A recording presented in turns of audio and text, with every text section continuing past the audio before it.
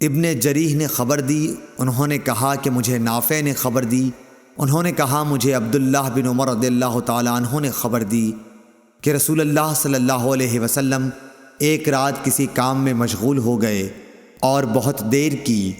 ہم نماز کے انتظار میں بیٹھے ہوئے مسجد ہی میں سو گئے، پھر ہم بیدار ہوئے، پھر ہم سو گئے، پھر ہم بیدار ہوئے، پھر نبی کریم صلی اللہ علیہ وسلم گھر سے باہر تشریف لائے اور فرمایا، دنیا کا کوئی شخص بھی تمہارے سوا اس نماز کا انتظار نہیں کرتا۔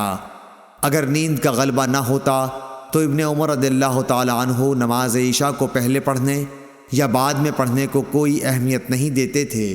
کبھی نماز عشاء سے پہلے آپ سو بھی لیتے تھے۔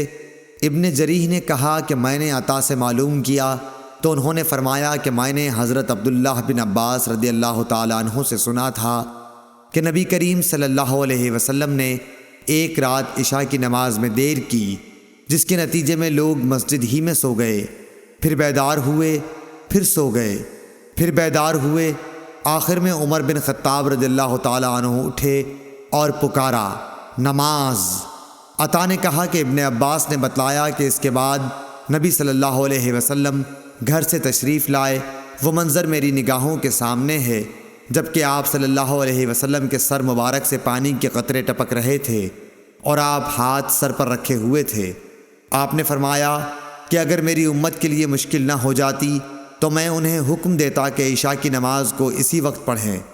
میں نے عطا سے مزید تحقیق چاہی کہ نبی کریم صلی اللہ علیہ وسلم کے ہاتھ سر پر رکھنے کی کیفیت کیا تھی۔